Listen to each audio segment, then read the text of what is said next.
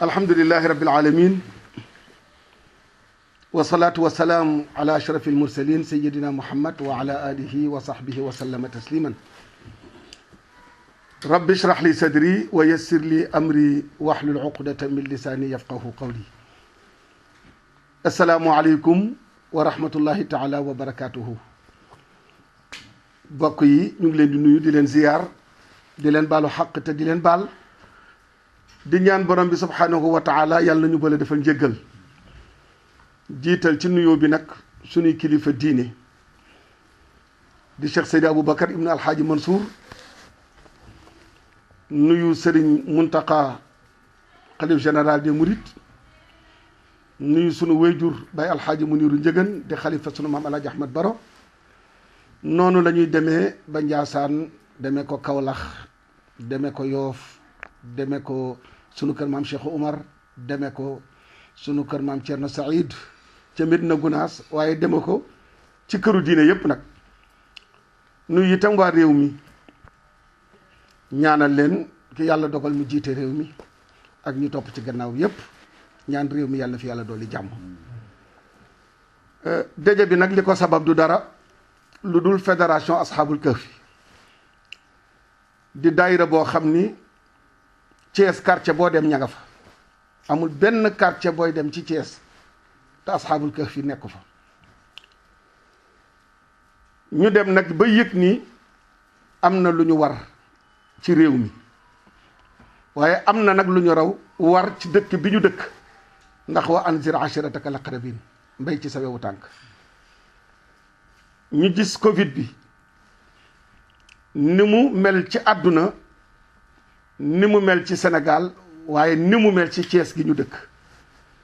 deuxième vague bi daal ñu yëg ni daal touché na lool suñu dëkk. comme yàlla dogal na nag responsable lañ nekk ci dëkk bi, ñu ni kon seetaan waruñu. fédération bi nag jóg ngir def sensibilisation.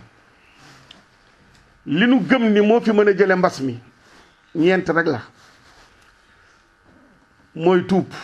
ñépp tuub delluwaat ci seen borom. kenn ku ne jàpp ni man maa def yàlla lu tax nattu bi am. ñaareel bi mooy ñu saraxe.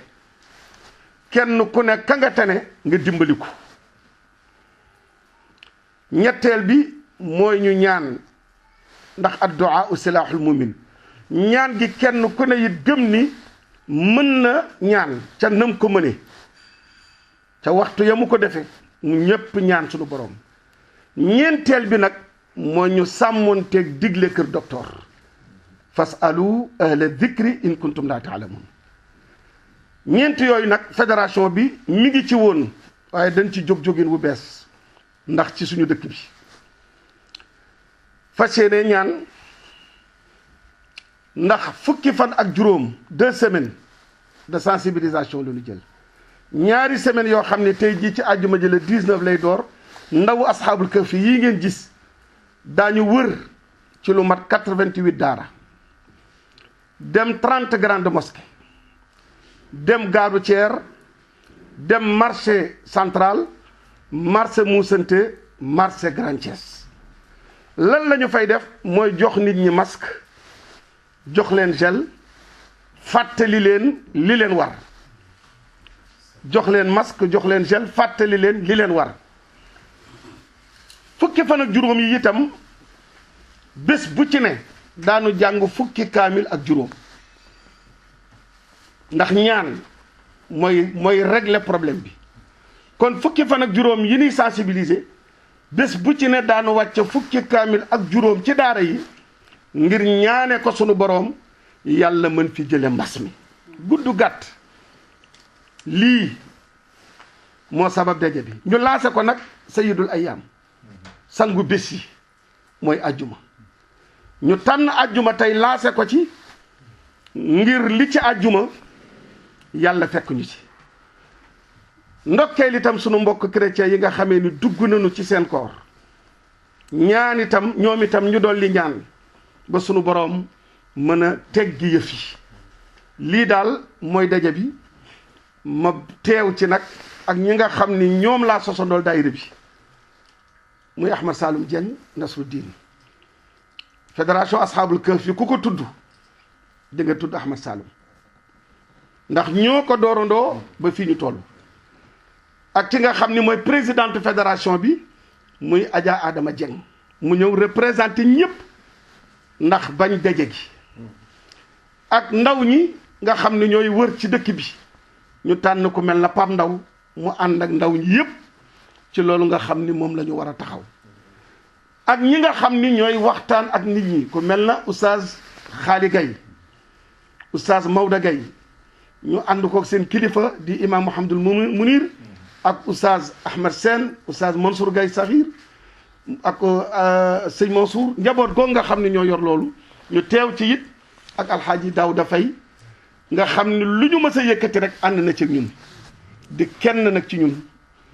di ko ci yóbbante ci Pape Thiam di kenn ci ñun di kenn ci moom ak suñu rek alaaji Njaw Jaxate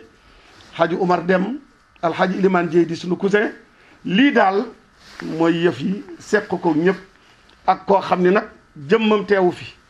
waaye ñoo ànd ci liggéey bi ndax ñoo bokk daayira bi muy le ministre du tourisme et des transports aériens di Alioune Sarr ndax lépp organisation fédération bi moo ko yor lii bi nu jógee it mu ñëw ànd ci ak ñun ci liggéey boobu loolu daal ak ñi nu ko seqal yépp daal ci gàttal doomi Cees yépp nag woo naa leen ci sama xarit yi mbokk yi soppe yi ñu ànd wax ak nit ñi jàppale nit ñi teg nit ñi ci yoon ba ñu xam ni mbir mi am na fi lii daal laa doon ubbee su ngeen amul beneen question incha allah Babacar xam nga dama ko ubbee mbir mu ne da ngay laaj ña ca xam ba àdduna sosoo ba tey lu mel nii bu masay xew fa xel ya di dale moo ñu trouver vaccin kon lii nga xam ni àdduna yépp a koy wuti am na ñoo xam ni bëgg nañu waaye jotaguñ ci ñépp a ngi rang pour am ci kon bu nu yàlla dimbalee ngir taxawaay bi njiit réew mi am ak ñaan yi nga xam ne moom la sunu mag ñi di ñaan ba yàlla yombalal ñu amagum ci di yaakaar yeneen defe naa ni daal kenn ku ne war na taxaw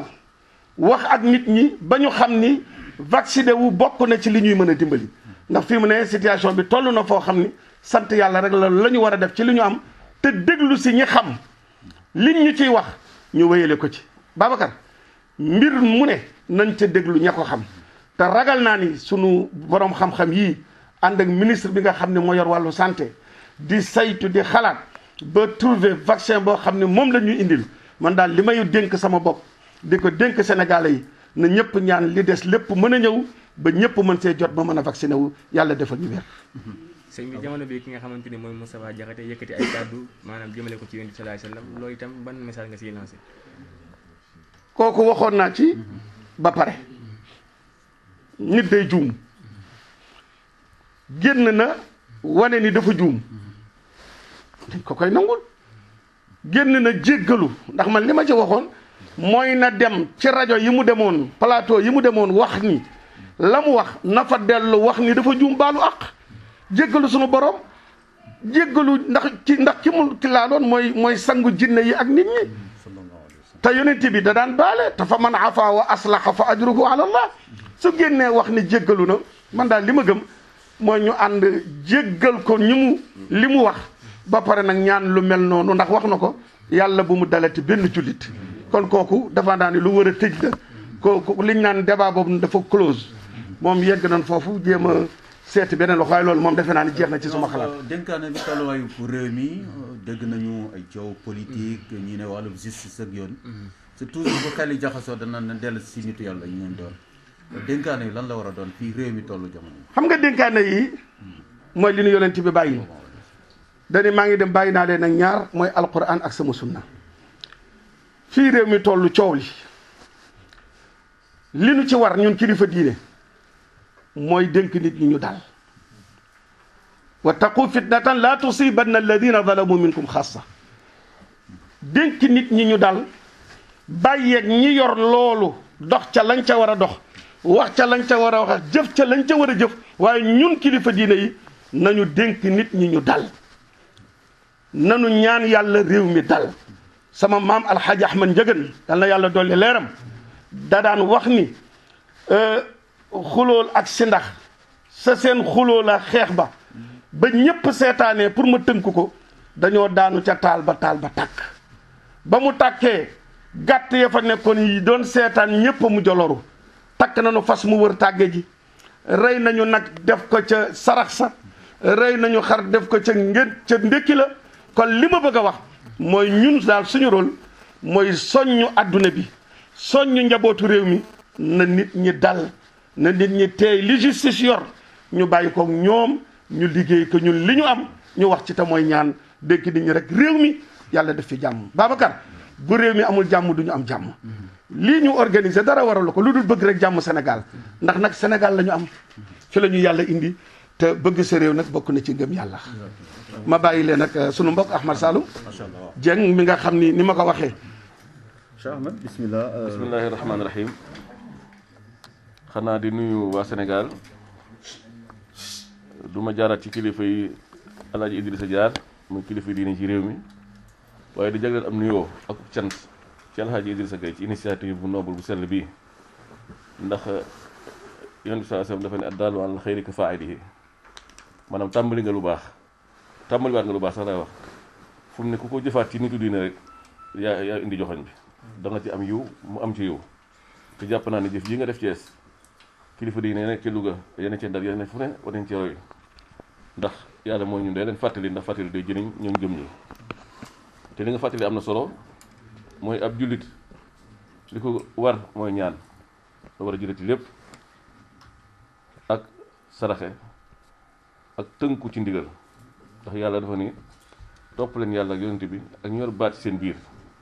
gis ngeen Cheikh Mouhamadul Mountakha ba li taxawee rek la mu ci njëkk a def mooy joxe ñaar téeméeri million waaye nag ni mbir mi du mbirum xaalis kese nañ ci boole jëfe waxee waa Kadu Toor comme ni ko Alaaji Idrissa waxee léegi ñun nag dañuy tënk rek ndax Alaaji Idrissa dugg na ci point yëpp waaye tënk ak dëggal ci li mu wax nag bëri na lool te am na solo mais dañuy insister ci benn point wala ñaar mooy kenn du am kilifa ci wàllu diine di ko joxoñ la mu war a def te bëri na nga seenum Ahmed Saloum mu naan sëriñ si war nañoo def lii sëriñ boo xam ne boo dee moo la jullee boo amee doom moo koy tudd boo jaaxle mu bind la saafara li nga xamul ci lislaam mu koy xamal te heure bu àddoo réew mi am jàmm xel yi dal kooku kenn du ko sant la mu war a def heure bu waree def war a moo la wax dana jëf dana wax te suñu kilifa yi ci réew mi gisuma ko leen gën a mat kilifa toujours moo wax ne li wutale Sénégal ak Bénin wutale Sénégal ak Sierra Leone wutale Sénégal ak Libéria mooy lii ñu am te amul foofu stabilité bi am fii maanaam du xarañu Senghor du xarañu Abdou Diouf du xarañu Abdoulaye Wade du xarañu Macky Sall nitu yàlla yi am suñu biir ñuy ñaan ba pare di dalal xel yi di dalal xol yi moo ko fi def kon nañu warmaal nitu diine yi ba ci des it warmaal suñu institution kenn du am ay avocat ami procureur ba pare naan réew mi amul yoon loo xam ne ku saa ci ñoo lay jàpp ku ne ni ñoo lay jàpp ba pare yow boo defee dara bañ ku la tudd ci loola naan ñooñu doyuñu ma kenn du am institution di ko banaliser nañu respecté suñu institution réew mi réewum loi la Ahmed Saloum bu tooñee nañ ko bàyyi mu wuyu loi su fekkee ne seetal na deram ñu xam ne dañ ko doon jindi moom foofu la àdduna toll fu la réew toll foo daa nag mooy désordre fu mu am fu nekk fitna la jur te fitna yoon di ma ne dafay nelaw yàlla rëbb na ko yëkkati ndax ku xool la xam man mi xamoon Libye xam la fa newoon ci alal la fa newoon ci pétrole Kadhafi moo doon le président le plus puissant en Afrique ba mu demee France dañ leen du ma dëkk ci hôtel yi damay xool fu ma neex dëkk fa ñu ubbi ko jardin jàkkaarloo pale ba mu def fay xelman dëkk fa xam nga kooku amoon na doole mais lu ko fa jëlee tey fitna ay xale yu ndaw xëytaar réew ma ci ay wax ak def ak dindi fa ne ñu ngi koy rëccu depuis 9 ans ne wuñu jàmm loolu nag la ñuy bañ mu am suñu réew mii pour mu bañ fee am nag nañu respecté institution yi respecté nitu yoon yi respecté suñuy police respecté surtout suñu président même président de la République sax kenn waru ko wax lu safaan ndax institution la waxul ma la nag suñu procureur ñaata doomi Sénégal tey ay junni doomi Sénégal ñoo ne ci kaso yi du leen fa dugal baatu kilifa ga ngay atte kon nag nañ respecté institution yi respecté suñu kilifa diine te dal te bañ a yëkkati fitna réew mi réewum jàmm la Alaaji Idrissa li nga def lu noble la parce que yemoo ci joxe gel yemoo ci joxe masque waaye da nga cee boole téere suñu borom bi moo gis sama xol dafa sedd ndax xam nga ne alxuraan mooy mu tënk téere yi ko jiitu yëpp te lépp nga ci biir te moo ñu defal fii moo ñu defal fa njëm kon nag maa ngi ñaax xale yi nga xam ni ñoo war dem ci jumaa yi dem ci daara yi dem ci gaaraas yi lu ñuy def lu ñu def ko ak dal wax ak nit ñi avant ñu jëflante ak ñoom ndax ñun nit ñi ñu dëgër bopp lañ ñu jafee wax lañ loo yëkkati ñu ne dañuy politique wala daal ñu ngi seen ginnaaw lii moom bii wuy kese la kaay raxas say loxo kaay takk sa masque boo demee ci jàkk ji na nga ñaan yàlla na ngeen déglu waxi waa kër docteur jëfe ko ñaq yi bu ñëwee nag ñaqu leen ku ci dee nga xam ne dem nga àjjana shahid kenn du ci dee sax kan moo ñaq di pour mu dee ñaq boo xam ne président ñëkk ñaq te jàpp naa sax bu ko président xam pare kilifa yi ñoo ciy topp waaw léegi lu sa kilifa def yow man de kilifa yi ma am ne bu ñuy ñaqu wax nañ ko donc ku yow bu la wóoree ni tey sa président ñaqu na sa kilifa diine bu yaakaar ñaqu na doo ragal ci ñaq bi te sama benn kilifa gu mag dafa ni ma ñaqu moo gën a wóor bay ñaqu ndax boo ñàkkoo sax sa xel dina dal te boo ñàkkoo nag yaa ngi ci rangé ndax moom amul sécurité woo soobu ci benn côté kon nañu respecté institution yi loolu yëpp dañu ñàkk respecté institution ci la bokk loo xam ne président de la République mu déplacé wu Dakar ba jëm ñaajo ci aéroport ba dem jëlul ko boppam kooku ñemee dafa dugal luy gaañ doomu aadama kon nañu respecté institution yi respecté suñu réew ñaanal suñu autorité ndam nañ bëgg ci lii yàlla Sénégal bokk ci réew yi nga xam ni pays phare la ñu njëkk génn ci feebar bi yàlla may ñuy dellu suñu sago dellu suñuy jumaa dellu suñuy jàkka dellu suñuy ngénte dellu suñuy gàmm ndax xam naa nit ñi nam nañ gàmm yeeg màggal yi asalaamaaleykum wa rahmatullah sant yàlla rek julli ci yonent bi ñuy ñëpp nag di ziyaara ñëpp ci jumaa ji di ñaan jàmm di kontaan bu baax ci initiative bu responsable moral nii mu doxale nii la njiit da koy nuru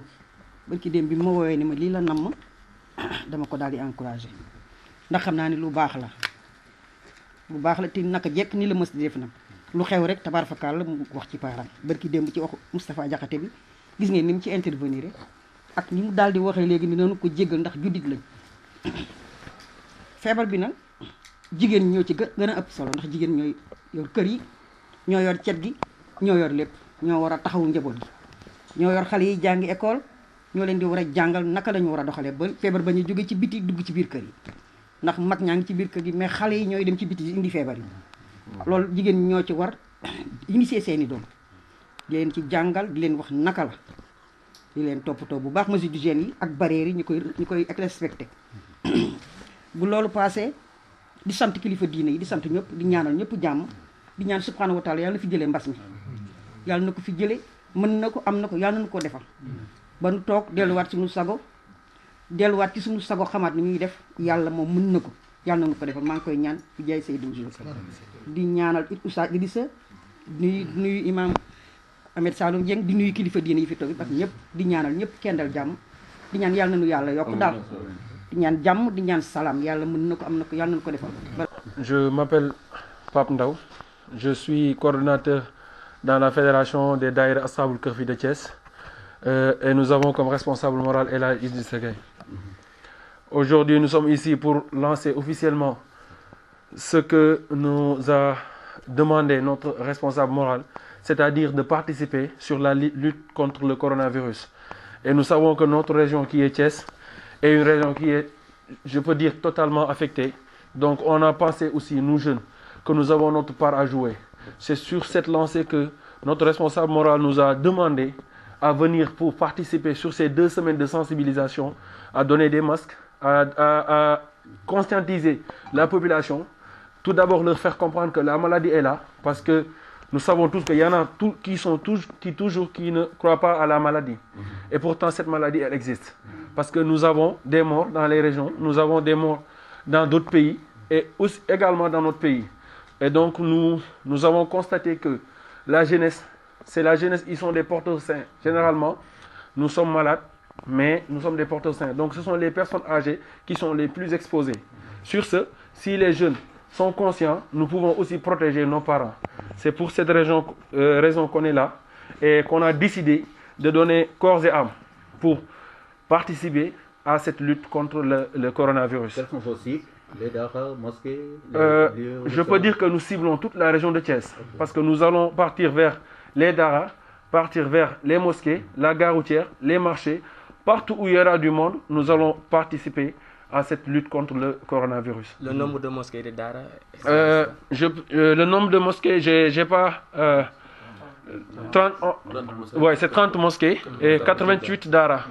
Et plus les marchés, le marché central, Moussanté, marché Grand Thiès et la gare routière. Et partout où on sentira qu'il y a le besoin, on ira là-bas, Inch'Allah.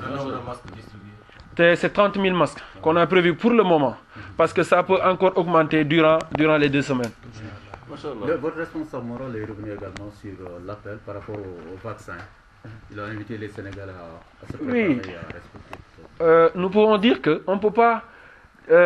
dire que parfois quand on est malade, on part à l'hôpital. Généralement, on part à l'hôpital. Et un bon jour, on se réveille, il y a une maladie, les médecins nous proposent un vaccin, et nous qui ne sommes pas des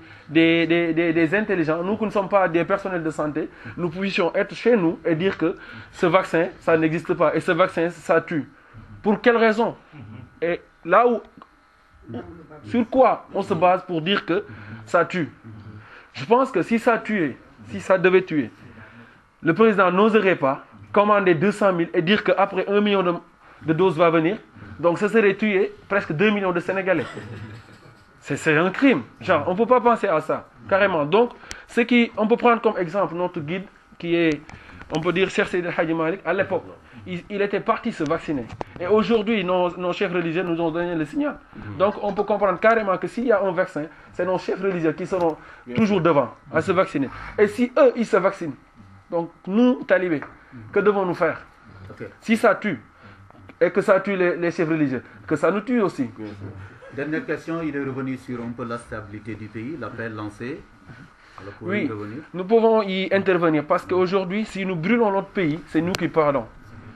Aujourd'hui, les anciens, les parents, on peut dire qu'à 50%, ils ont déjà réussi leur vie. Mais nous jeunes, nous venons de débuter. Si nous faisons un appel à la violence, et si nous nous opposons à dire que voilà, on va brûler ceci, on va brûler ça, c'est nous qui allons perdre. Que sera le Sénégal de demain alors? Et si demain, il n'y a rien ici, que seront nos enfants? Est-ce qu'on peut espérer même fonder une famille s'il n'y a rien dans ce Sénégal? Alors que nous n'avons que le Sénégal. Donc, j'appelle mes frères et sœurs au calme.